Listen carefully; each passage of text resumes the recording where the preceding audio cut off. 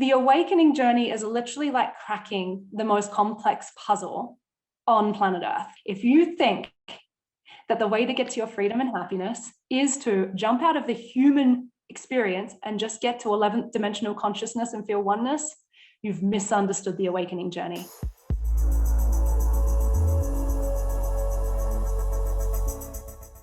In this lifetime, you come in pretty much as a clean slate. A baby has two innate fears, which is the fear of being dropped and the fear of loud noises. It is a survival mechanism inside of the body. Everything else is taught or learnt or absorbed or conditioned in through the process of your upbringing. Now, every single person on this planet has experienced what we call trauma. You cannot remove the understanding of trauma from the spiritual awakening journey because it's part of the process. What I want you to understand is that as you're growing up as a baby, whenever you experience an emotional trauma, which in a very simple understanding could be any type of moment in which you feel an emotional response in the body that you do not know how to process in that moment.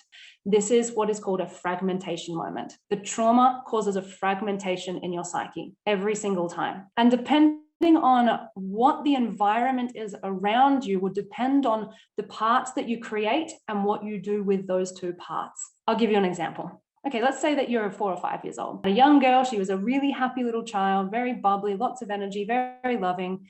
And one day she bursts into the lounge room with her dad and he's got a bunch of friends over and she's jumping on a little bouncy ball and she's like, look at me, I'm bouncing and I'm happy and I'm excited. And for him, it was the inappropriate moment to do that. So he turns around and he shouts at her and tells her to get out. So in that moment, in her consciousness, she splits herself into two parts.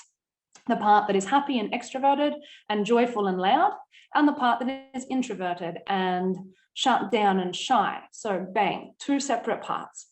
And in this moment, which part gets taught that it's safe to be and which part is no longer safe to be? The extroverted, happy, loving part has become the unsafe part because this part was the part that just got punished. It's the loss of some sort of human need, which could be the loss of connection or the loss of validation or the feeling of loss of safety in that moment. And so now she's made this part the part that is not going to bring her love and connection or validation or safety because it just got punished. So now you've got these two parts and very, very quickly, as a survival mechanism, you push the part that's less safe into the subconscious mind. Boom, it gets pushed. And we start doing this with all sorts of experiences and emotions as we grow up. Maybe we have a moment in which we feel immensely angry at something as a child, and so we express the anger and we get told anger is bad, you shouldn't feel anger. All of a sudden, anger becomes the thing that you shouldn't feel. Where does it go? Into the subconscious mind. Goodbye, that's the dangerous part, and I need to be false happy. And it can happen with all sorts of things. Maybe you are a young child and you try and sing and someone tells you your voice isn't beautiful, so I'm not a singer. The singer goes into the subconscious mind, the one that doesn't sing comes to the front. So you're literally segmenting yourself into all these parts and all these fragments over your lifetime and sifting and sorting and saying, this is what's not safe. This is what doesn't get me love and connection.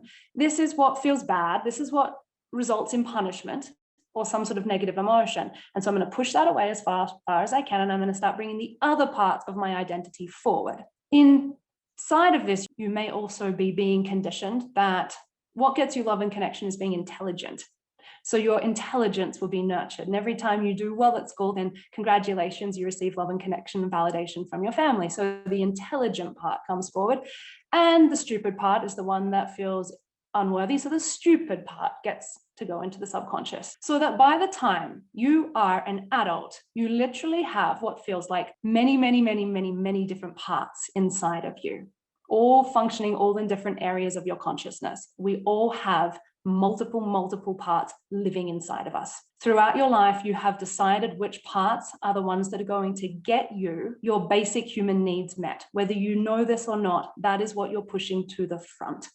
You're pushing the parts forward that you feel are going to fulfill the basic human needs that felt like you didn't get as a child. These needs are love and connection, are validation, are safety, are control. There's nothing wrong with these needs, but you're always going to create an identity that's at the front, that's out in the world trying to get them from other people, trying to get them from things, trying to get them from being safe or being successful or being whatever it is. So that by the time we're, in our 20s or 30s, we have created what is called an identity. That is the part of you that you've pushed to the front. And if someone said, who are you? I'm a good person and I'm a successful person, or I am not this. I'm not a singer. I'm not this. I'm not an angry person. I'm a positive person. So this is all the identity that you've built up. None of this is wrong, by the way. This is perfect. We all did this, and we had to do it through a process of fragmentation. The only problem with it is all of those parts inside of you are you. And there is so many of them. And the more fragmented they are, the more they're pushed away, the more you're going to feel a little crazy in the world.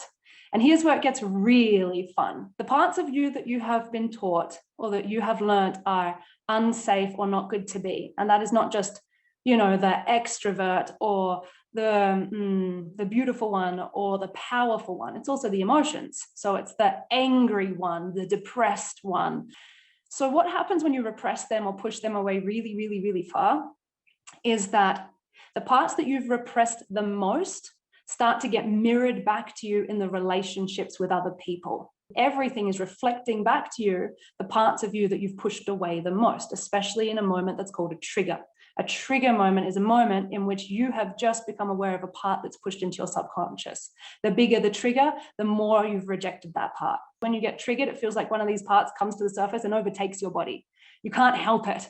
Somebody triggers you and now I am the unworthy one and I didn't even mean to be this and now I'm behaving like this. That's because the unconscious part of you has just burst through the seams and comes to the forefront. Maybe it's the shameful part of you or the guilty part of you, and the trigger can pull that forward and it just overtakes your body and you end up reactive. These parts that are in your subconscious that are pushed away are the parts of you that you are terrified to feel, let alone accept that you are. And so the identity or the mask that you wear is an unconscious but very clever way to try and keep you from feeling those things. So these masks are an extension of a part of our identity that we're using to try and keep ourselves either running away from the parts that we have disowned or trying to feel and grasp towards the opposite of that. I'm trying to run away from the feelings of I'm a bad person and everything that comes with that. And I'm trying to grasp onto all the feelings of I'm a good person. What the point of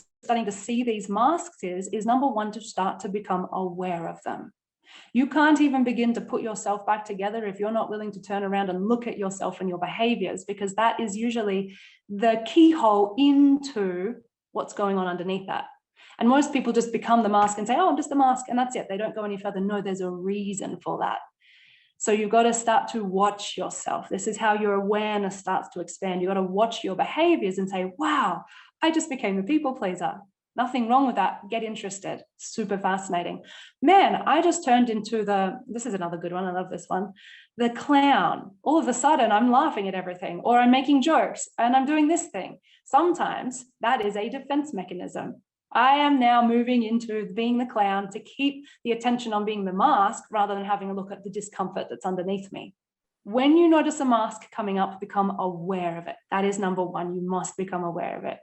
If you notice yourself going into avoidance techniques, you can slow down and go, wow, I'm going into that avoidance pattern again. I must be getting close to actually seeing a part of myself that has been rejected or that I've given away or that I think is unsafe. Once you start following your heart's compass, which is leading you towards your evolution, all of the parts of you that may say, that's terrifying because actually your evolution leads you to your greatness.